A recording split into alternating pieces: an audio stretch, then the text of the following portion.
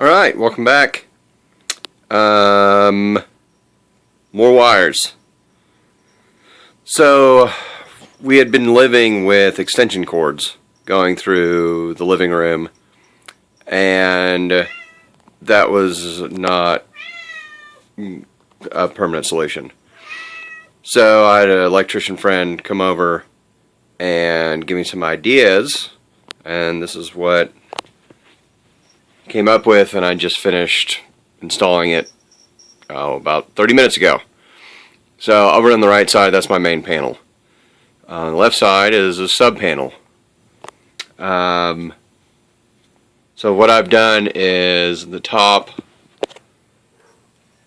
left, this is my grid power to power this sub panel. So if I want to use the grid, you can hear the humming just turned off because that was my solar. Then I flip that, and now the breakers that I do have over here are being powered by the grid. So when I turn this off, it's no longer powered by the grid.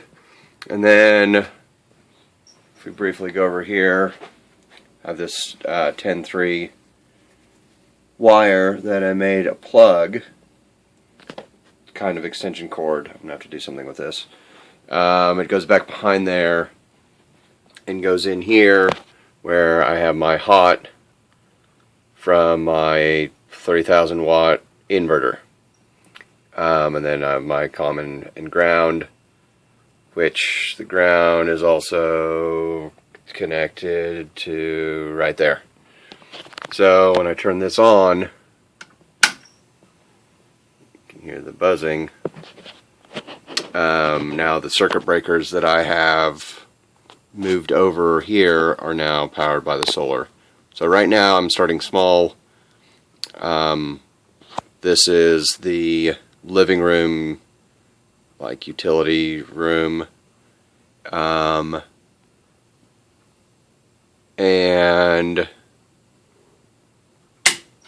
I'm not using those anymore, and these are the two bathrooms.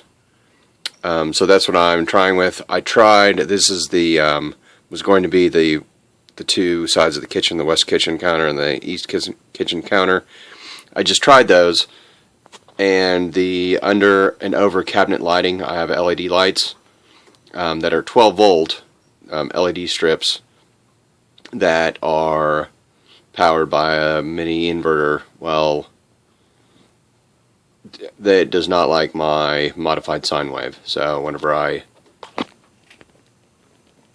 tried to use the solar, they wouldn't turn on. So I had to put those back on the grid.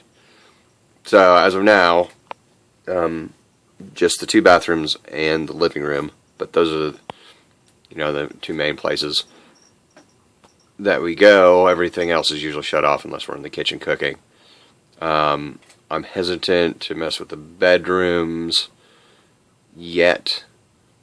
We'll see. I'll go a day or so with just this, make sure everything's cool, and then think about doing like the dishwasher and some other things. The other issue I had was this is a 12 volt inverter, and the only plug out it has are the 15 amp plug out, so which means I can only have a 15 amp plug, which means that for solar, my overall amperage is 15. So that's my cutoff until I get a different inverter. So this is set up for, in the future, a 30 amp inverter basically in, because I have 30 amps. That's what's coming out of the grid over here, 30 amps off the grid, but as of now I can only use 15 amps. So I'll see what my limit is. So like the dishwasher, it uses right at 10 amps. So, you know, everything else off, or a couple things on, whatever, a couple lights, whatever, is not going to be an issue. But we'll see what it takes to trip the breaker. I'll try that sometime next week. But anyway, gone are the extension cords, and through the house, it's fantastic.